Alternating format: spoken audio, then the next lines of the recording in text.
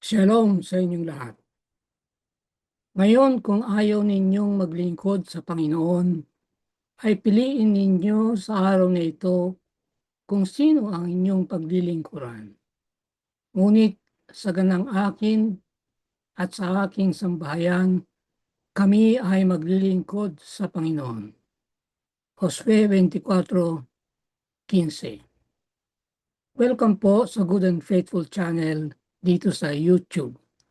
Dalayan kong maging pagpapala ito sa iyo tuwing ikaw ay magbubukas at manunod. Ang pangunahing mapapanood mo ay ang pagtatalakay ng lingguhang pag-aaral ng salita ng Diyos. Paminsan-minsan ay madaragdagan ito ng mga pag-aaral sa iba pang paksa tungkol sa pagiging katiwala ng Diyos. Tapat ang Diyos. Ganun ka rin ba sa Kanya? Mga leksyon ng panampalataya mula sa Josue. Bago tayo pumalaot ay manalangin muna tayo. Ama namin, sa ngalan ni Jesus, siyasatin mo kami, O Diyos, at alamin mo ang aming mga puso. Subukin mo kami at alamin mo ang mga pag-iisip namin at tignan mo kung may anumang lakad ng kasamaan sa amin. At patnubayan mo kami sa daang walang hanggan. Amen.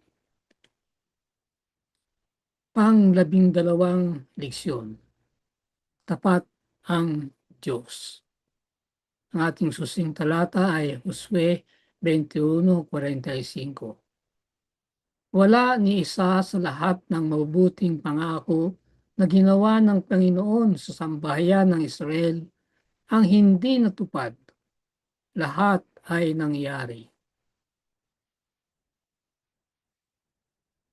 Ito ay talumpati ni John F. Kennedy sa United States sa kanyang inaugurasyon noong Enero 20, 1961. Dahil sa isang mabuting konsensya, ang ating lamang tiyak na gantimpala dahil sa kasaysayan ang pangwakas na hukom ng ating mga gawa. Humayo tayo upang pangunahan ng ating lupaing minamahal natin.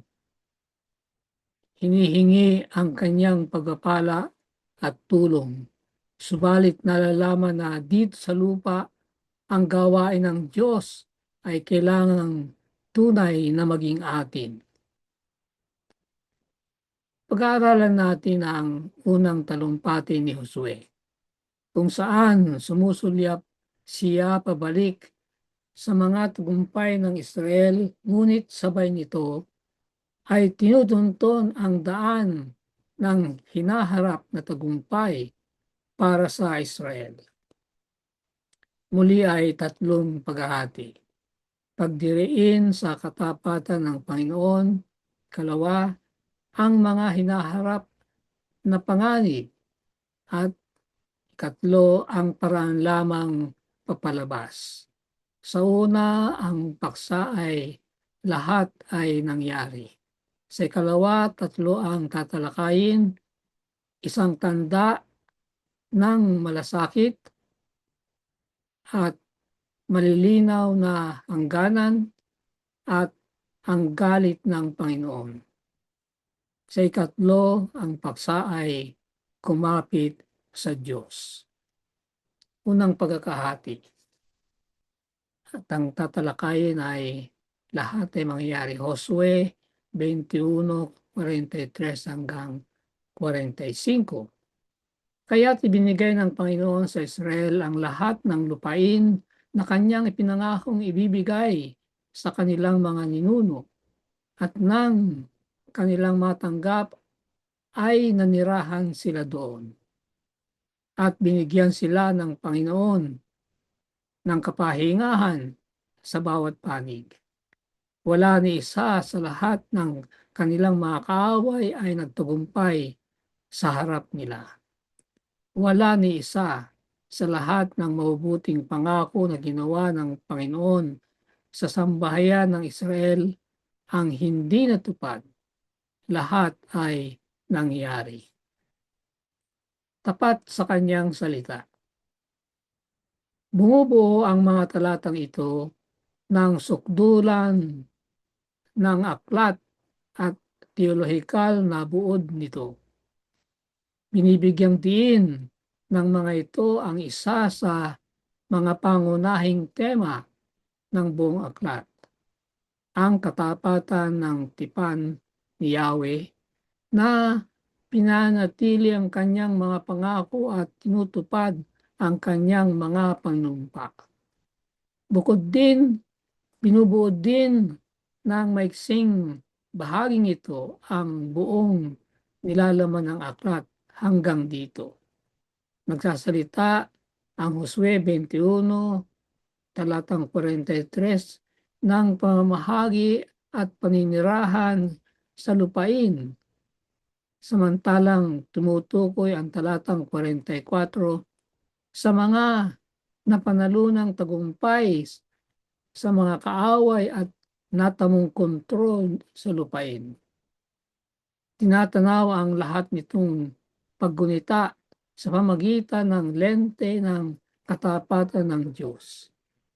Kailangang laging tatandaan ng mga Israelita na hindi nila maaaring angkinin ang mga tagumpay sa kanilang mga kaaway o ang lupain bilang kanilang mana, maliban sa pamagitan ng katapatan ng Diyos sa naibigay niyang salita. Lahat ng mga bagay ay mula sa Panginoon. Ibinigay niya lahat ng lupain, Josue 21:43. Inihatid ang lahat ng kanilang mga kaaway sa kanilang kamay, talatang 44. At ayon sa lahat na sinumpaan niya, talatang 44, lahat ay nangyari, talatang 45. Ang nauulit na gamit ng salitang call, lahat, 6 beses sa 3 mga talata ay nagdiriin muli ng katotohanan na ang lupain ay kaloob ni Yahweh at walang makukuha ang Israel na kredito sa pagtanggap nito. Ang Panginoon ang nanumpa upang ibigay ang lupain at na ibinigay ang kanilang mga kaaway sa kanilang mga kamay. Higit pa tungkol sa kaligtasan. Lahat ng tagumpay ng Israel ay may papalagay lamang sa banal na inisyatibo at pagiging karapat-dapat ng Diyos. Ito'y tuturin tungkol sa ating kaligtasan, sapagkat sa biyaya kayo'y naligtas sa pamagitan ng pananampalataya at ito'y hindi sa pamagitan ng inyong sarili. Ito'y kaloob ng Diyos, hindi sa pamagitan ng mga gawa, upang ang sinuman ay huwag magmalaki. Efeso 2:8 at 9. Tapat ang salita. Kung tayo'y namatay na kasama niya, mabubuhay rin tayong kasama niya. Kung tayo'y magtitiis, maghahari naman tayong kasama niya. Kung ating ikakaila siya, ay ikakaila rin niya tayo.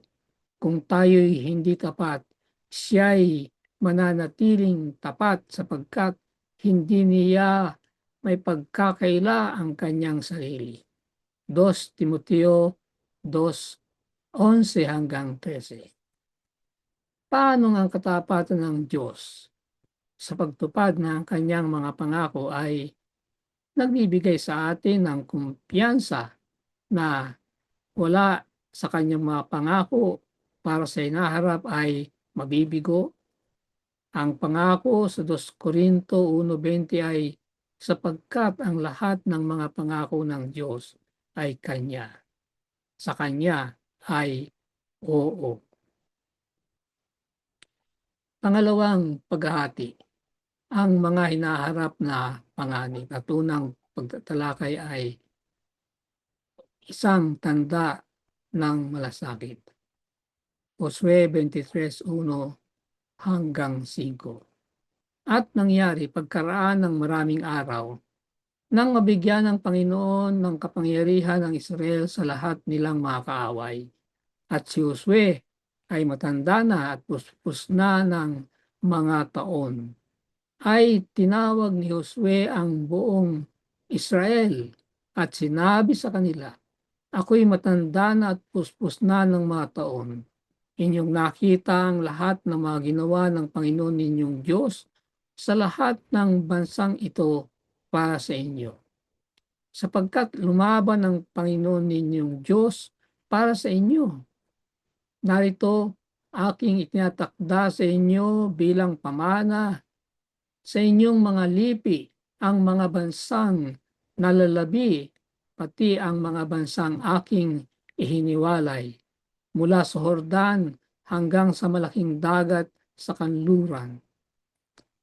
Itataboy sila ng Panginoon ng Diyos mula sa harapan ninyo at palalayasin sila sa inyong paningin at inyong aangkinin ang kanilang lupain na gaya ng ipinangako ng Panginoon ninyong Diyos sa inyo. Pagsunod, isang kondisyon. Nagdadala ang maluwalhating konklusyon ng buong bahagi. Josue 21:43 hanggang 45. Sa loob nito, nang natupad na kondisyon ng pagsunod, ang pagsawalang bahala sa tagumpay ay hindi dapat. Lagi itong nauugnay sa pagsunod sa salita ng Diyos. Kaya, sa pamagitan ng lupain, bukod sa pagiging tanda ng katapatan ng Diyos sa Israel, ay lumilikha ng puwang para sa isang walang hanggang pag-unlad sa hinaharap base sa saloobin ng Israel. Maiingatan kaya ng Israel ang kanilang natamo? Yan ang malaking tanong. Kailangan ang palagiang pagtitiwala. Kumikilos ang talumpati ni Josue mula sa matanda't may edad na tagapagsalita. 2 beses itong inulit. Tungo sa nakikinig na kailangang ipagpatuloy ang mga naipagkatiwalang misyon ng Diyos sa kanila. Inilalarawan niya kung paano naging posible ang pananakop sa lupain, nakipaglaban ng Panginoon para sa kanila. Bagaman, dahil sa kawalang katapatan at kawalang paniniwala, kinailangang masangkot ang may salita sa pagkipagdigma pagkatapos ng Eksodo. Ito'y hindi sa pamamagitan ng kanilang kapangyarihang militar, kundi sa panghihimasok ng Diyos na nagawa nilang makamtan ang lupain. Pinagpahinga ng Diyos ang Israel mula sa kanilang mga kaaway, subalit may mga bansang naiwan na kailangan pang bawian. Ang tagumpay ay hindi isang nagampanan at hindi nagbabagong realidad para sa Israel, kundi isang laging naroroong posibilidad sa pamagitan ng palagiang pagtitiwala na nakahandang tulong ng Diyos. Isang leksyon para sa atin ngayon. Hindi maipapalagay ng mga tagumpay ng Israelita sa kanilang lakas at diskarte. Gayun din, nakamtan ng espiritual na tagumpay sa kasalanan at tukso sa pamagitan ng pag-aalay at muling pagkabuhay ni Hesukristo. Subalit, ang bayan ng Diyos ngayon ay kinakailangang palaging nakaasa sa inilaang mga espiritual na panustos ng banal na espiritu upang mabuhay ng isang matagumpay na buhay. Ang malaking tanong muli ay, may napakaraming kamangha-manghang mga pangako sa harapan natin. Bakit nasumpungan pa rin nating napakadaling magkasala sa kabila ng mga nakita natin na kilos ng Panginoon ay ganon? Bakit? Yan ang malaking tanong. Pangalawang pagtatalakay, malinaw na hangganan. Bilang 23:6 hanggang 8 at 12 at 13. Kaya't kayo'y magpakatatag na mabuti at mag-ingat na gawin ang lahat ng nakasulat sa aklat ng kautusan ni Moises, at huwag kayong lumiko sa kanan o sa kaliwa. Huwag kayong makihalo sa mga bansang ito na nalalabi sa gitna ninyo, yung mga naiwan na dapat nasakupin pa. Huwag din ninyong banggitin ang mga pangalan ng kanilang mga Diyos, ni susumpa sa pamagitan nila, ni maglilingkod o yuyukod sa mga iyon. Kundi humawak kayo sa Panginoon ninyong Diyos na gaya ng inyong ginawa hanggang sa araw na ito. Sapagkat kapag kayo'y tumalikod at sumanib sa nalabi sa bansang mga ito na naiwan sa gitna ninyo, dalawang beses na inuulit yung mga bansang hindi nakupkup, at kayo'y magsipag-asawa sa kanilang mga kababaihan, at sila sa inyo, ay alamin ninyong lubos na hindi patuloy na palalayasin ng Panginoon niyong Diyos ang mga bansang ito sa inyong paningin. Ang sinasabi dito ay yung nakakatakot na magkaroon ng relasyon sila sa mga bansang hindi nasakop, sapagkat ang mga impluensya nito sa kanila ay magiging hindi mabuti. Kundi sila'y magiging silo at bitag sa inyo, isang panghampas sa inyong mga tagiliran at mga tinik sa inyong mga mata, hanggang sa kayo'y mapuksa dito sa mabuting lupain na binigay sa inyo ng Panginoon ninyong Diyos. So ito ang malaking babala.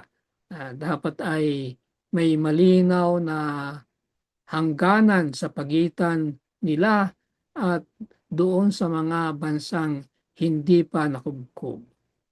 Ginamit ang mga katulad na salita na sinalita sa kanya sa pasimula ng aklat. Josue 1:7-8. Sinabi ni Josue na ang tungkuling nasa harapan ng Israel ay hindi pangunahing militar ang likas. Ito'y spiritual. May kinalaman ito sa pagsunod sa Diyos sa naihayag sa Torah. Yun ang malaking panganib talaga. Maimpluwensyahan ang buhay ng pagano ang buhay nila. Ang umaharap na tunay na paghanib sa Israel. Ang panganib na hinaharap ng Israel ay hindi ang banta ng puot ng naiiwang mabansa, kundi ang panganib ng kanilang pakikipagkaibigan. Maaaring hindi kumatawan ang kanilang mga sandata sa anumang mahamon sa Israel. Gayunman, maaaring magpatunay ang kanilang mga ideolohiya at pagpapahalaga o kontra pagpapahalaga na magiging higit na mapinsala kaysa sa anumang pwersa militar. Hindi talaga problema yung pwersang militar ng mga bansang yun, sapagkat napatunayan na nila na kaya nilang kubkubin. Ang malaking problema ay yung masamang impluensya ng mga bansang ito. Kinuha ni Josue ang pansin ng mga leader sa mapanganib na katotohanan na ang tunggaliang sangkot sila ay una at sa katapusan ay espiritual. Kaya kailangang mapanatili ng Israel ang kanilang natatanging pagkakakilanlan. Ano yun? Na sila ay mga anak ng Diyos. Ano yung mga panganib? Una, ang panganib ng idolatria, ang pagbabawal ng panawagan sa pangalan ng isang Diyos, sumusumpa sa pamagitan nito at pinaglilingkuran o yumuyukod dito ay may kinalaman sa idolatria. Samantang matandang malapit na silangan, ang pangalan ng isang Diyos, kinakatawanan ang kanyang presensya at kapangyarihan.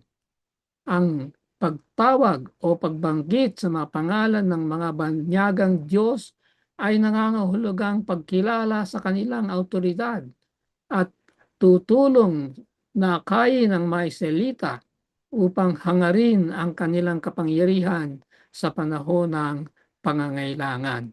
Sa halip na sa Diyos sa langit sila tatakbo sa panahon ng pangangailangan, ay doon sila tatakbo sa mga Diyos-Diyusan ng mga pagano.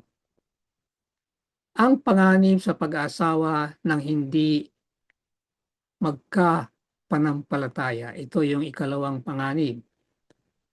Ang panganib ng pag-asawa sa mga nalalabing Kananita ay bumubuo sa pagkawala ng kadalisayang espiritual ng Israel. Ang pakay ng paunawa ni Josue ay hindi upang isulong ang kadalisayang panlahi o etniko, kundi sa halip upang maiwasan ang idolatria na maaring mauwi sa espiritual na pagbagsak ng Israel. Hindi ang pakay ng hindi pag-asawa sa mga Kananita ay yung panatiling dalisay ang dugong Israel. Hindi yun. No? Kundi yung pag-asawa nila ay maaaring maimpluwensyahan sila. Ito ay makikita sa kaso ni Solomon, isang madramang halimbawa ng malungkot na espiritual na mga bunga ng pag-asawa sa hindi kapanampalataya. Sa bagong tipan, hayagang binalaan ang mga Kristiyano laban sa paghangad ng relasyong kasalanan sa di sumasampalataya. 2 Corintios 6:14. Bagaman sa kaso ng umiiral na mga pag-asawa, yung nag-asawa sila na hindi nila kapanampalataya bago dumating sa kanila ang katotohanan. Ibig sabihin ay may asawa na silang hindi kapanampalataya. Ibang isyon. Kaya iba ang kaso. Hindi pinapayo ni Pablo ang diborsyo mula sa asawang hindi naniniwala, kundi tinatawagan silang mamuhay sa isang huwarang Kristiyanong buhay sa pag-asang mahihikayat ang asawa sa Panginoon. 1 Corinto 7:12 hanggang 16. Ang babala laban sa nakapipinsalang mga samahan ay karaniwang nauwi sa problema ng relasyon ng Kristiyano sa sanlibutan. Paano makakasumpong tayo ng isang balanseng relasyon sa lipunang pumapalibot sa atin? Kailangan nating magkaroon ng relasyon sa sanlibutan upang madala natin ang pabalita ng kaligtasan sa kanila. Ngunit ang kaiiwasan natin, ang babantay natin ay kapag mula sa relasyong yan ay makakatanggap tayo ng mga impluensyang magpapalayo sa atin sa Diyos. Pangatlong pagtatalakay, ang galit ng Panginoon. Josue 23:15 hanggang 16. Kaya't kung paano ang lahat ng mabubuting bagay na pinangako ng Panginoon ninyong Diyos ay nangyari sa inyo, ay gayon din dadalhin ng Panginoon sa inyo ang lahat ng masasamang bagay hanggang sa kayo'y mapuksa niya dito sa mabuting lupain na ibinigay sa inyo ng Panginoon ninyong Diyos. Dalawang ang sinasabi ito, isang pagpapala at isang sumpa. Depende sa kanilang ikinikilos. Talatang 16. Kapag sinaway ninyo ang tipan ng Panginoong Diyos na kanyang iniutos sa inyo at humayo at naglingkod sa ibang mga Diyos at yumukod sa mga ito, ang galit ng Panginoon ay mag-iinit laban sa inyo at kayo'y kagad na mapupuksa sa mabuting lupain na kanyang ibinigay sa inyo. Ang tindi ng puot ng Diyos. Naranasan na ng Israel ang galit ng Panginoon sa panahon ng paggagala-gala nila sa ilang. Gayon din sa lupang pangako, Josue 7:1. At lubos na nakakabatid sa mga bunga ng pamumukaw na galit ni Yahweh sa pamagitan ng pagsira ng tipan. Kumakatawan ang mga talatang ito sa tindi ng pananalita ni Josue. Nakabibigla na marinig na wawasakin ng Diyos ang Israel. Kapareho ng terminong naunang ginamit para tukuyin ang pagkalipol ng mga Kananita.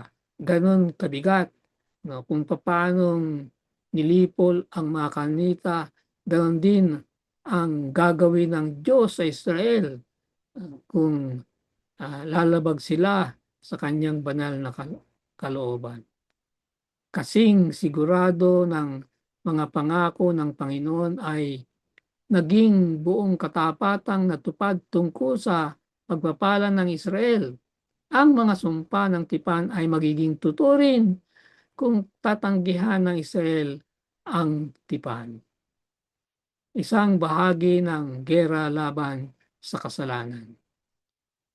Sa liwanag ng pag-agaw mula sa at pagwasak ng mga Kananita, muling ipinapakita nitong mga talata na si Yahweh ay sa wakas ang hukom ng lahat ng lupa.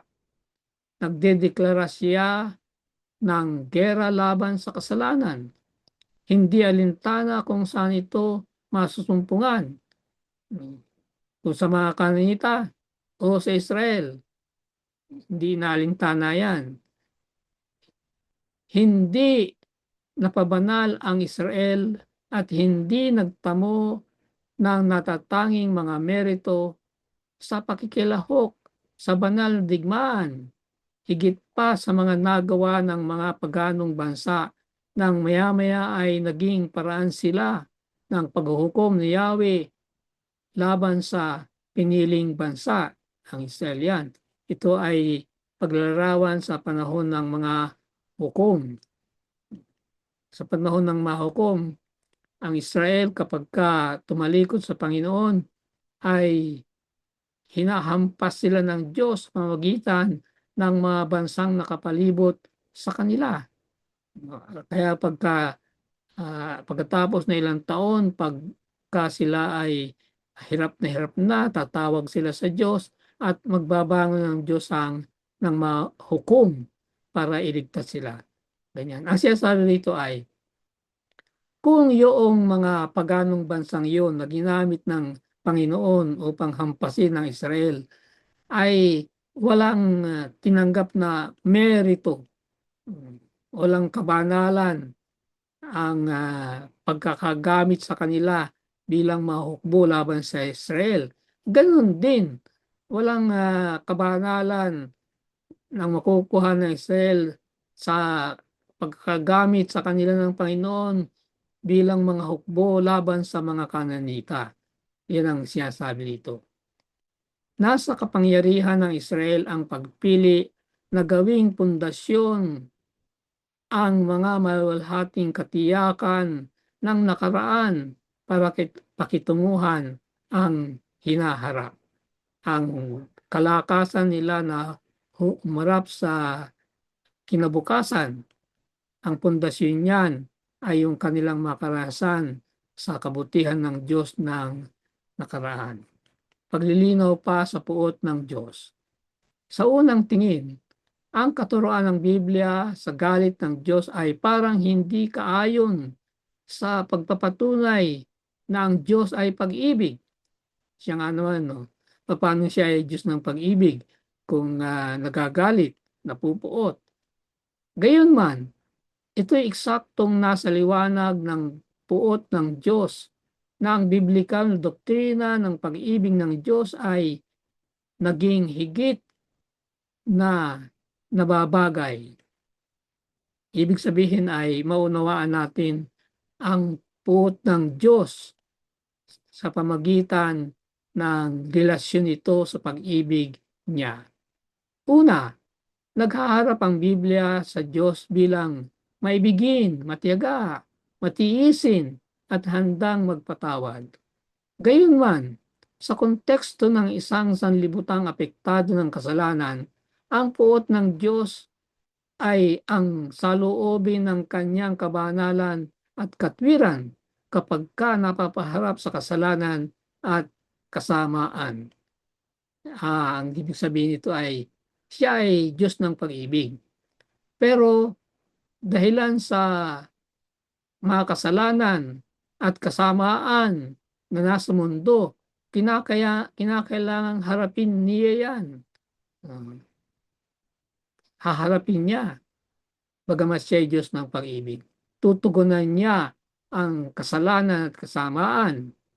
Ang kanyang puot ay hindi emosyonal, mapaghiganti, hindi mahulaang OA. Nagtuturo ang bagong tipan na naging kasalanan si Jesus, si Kristo, para sa atin at sa pamamagitan ng kanyang kamatayan ay napagkasundo tayo kasama ng Diyos. Ang kilos na yan sa ginawa ni Kristo ay kilos ng pag-ibig yan. Ngunit, yung kilos ng pag-ibig na yan ay kilos din para harapin ang kasalanan at kasamaan. Sino mang maniniwala sa kanya ay hindi kinakailangang humarap sa puot ng Diyos. Malinaw yan. Hindi siya basta napupuot lamang.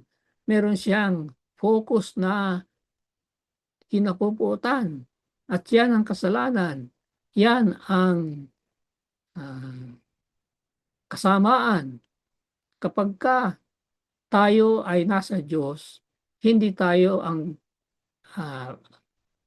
patutunguhan ng puot na yan.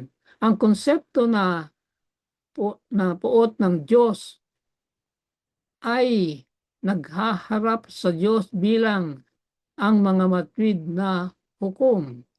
Iharapin niya ang issue ng kasalanan at kasamaan bilang hukom ng sansinukob at ang isa na nagtataguyod ng dahilan ng katarungan. Siya ay Diyos ng pag-ibig. Dahil siya ay Diyos ng pag-ibig, ay kinakailangan ang pag-ibig ay may katarungan. Haharapin niya ang kasalanan at kasamaan na may katarungan. Doon iiral ang kanyang puot, ang puot ng Diyos ng pag-ibig. Pangatlong paghahati, ang paraan lamang papalabas. Tatalakayin, kumapit sa Diyos, Josue 23:11. Kaya't ingatan ninyo ang inyong sarili, ibigin ninyo ang Panginoon ninyong Diyos. Paano maiiwasan ang puot ng Diyos? Ang paraan lamang na maiiwasan ng Israel ang tukso ng idolatria at ang puot ng Diyos ay hindi sa palagiang tinatandaan ang mga huwag ng tipan, kundi sa pag-aalaga ng isang may malay at hindi nagbabagong katapatan sa Panginoon. Ibig sabihin, yung relasyon natin sa Kanya. Ang parehong pandiwa upang kumapit, manghawak sa Panginoon ay ginagamit din upang ilarawan ng tipan ng pag-aasawa na nilayon sa pagitan ng Mrs. at Mister o ang katapatan ni Ruth kay Naomi. Mahalagang mapansin na ayon sa pagtataya ni Jose, ang gayong katapatan ay nagpapakilala sa Israel bilang isang bansa sa araw na ito. Kasama ang palad, ang parehong paggigiit ay hindi magiging totoo para sa kasunod ng mga yugto ng kasaysayan ng Israel, gaya ng nakalulungkot na pagpapakita sa aklat ng mga hukom, kung saan nakita natin ay ang relasyon ng Israel sa Diyos ay pirming napuputol. Pwede bang idikta ang pag-ibig? Upang tuloy-tuloy na matamasa ng Israel ang mga pagpapala ng tipan, kailangang manatili silang tapat sa Diyos. Ang Hebreo ay lubhang mariin. Maging napakaingat para sa kapakanan ng sarili mong kaluluwa. Ang salitang ahaba, pag-ibig, ay maaaring tumutukoy sa isang malawak na hanay ng damdamin, kabilang ang palakaibigan, pagkagiliw, pakikipagtalik, lambing ng ina, romantikong pag-ibig, at siyempre, katapatan sa Diyos. Pag-ibig yan. Kung maunawaan natin ang pag-ibig sa Diyos bilang isang may malay na pagtatalaga at debosyon sa Kanya, ito'y maaaring ipag-utos na hindi nilalabag ang tunay nitong likas. Ano yung tunay na likas ng pag-ibig? Ang pag-ibig ay hindi maaaring pinipilit. Yan ang tunay na likas niyan. Kaya nga, ang pangangailangan na umiral ang tunay na pag-ibig na alaman na natin ay kinakailangan meron tayong freedom of choice. Sapagkat kung walang freedom of choice, wala ang pag-ibig. Hindi pwedeng ipilit. Walang pag-ibig yun.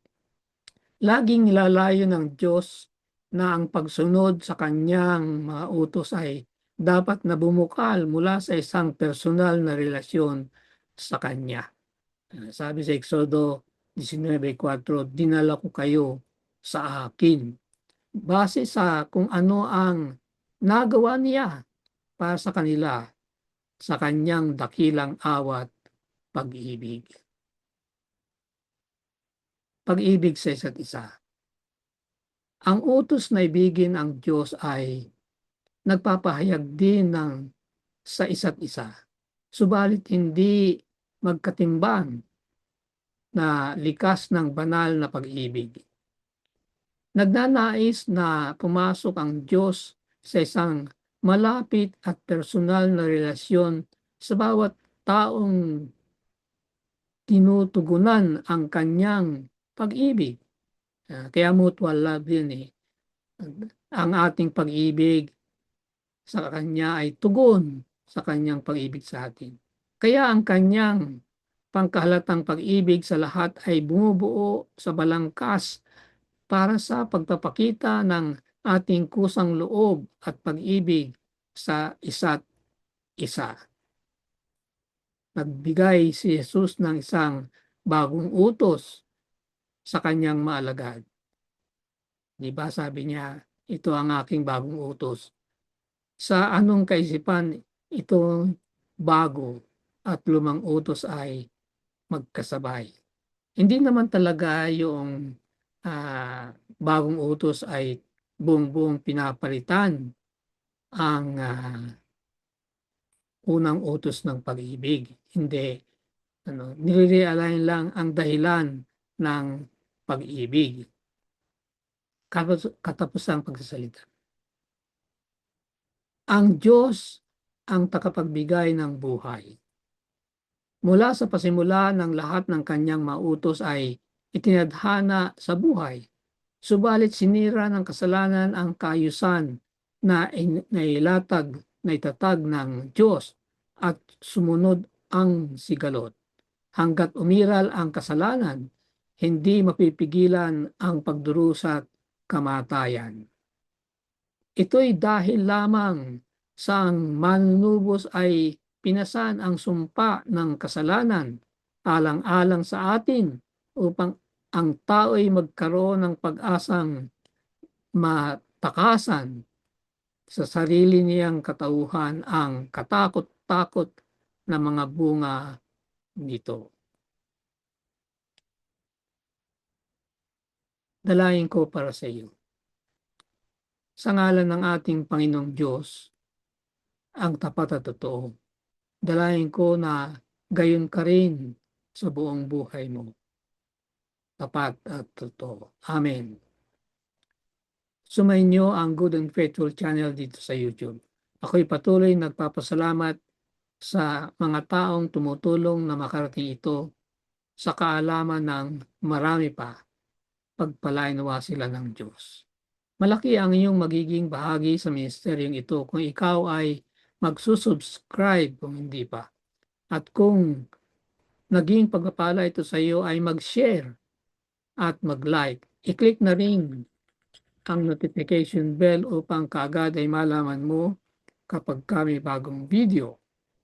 Ang PowerPoint presentation ay makukuha rin kapag hiningi sa aking messenger account. Maraming salamat. Magkita tayo sa susunod na linggo.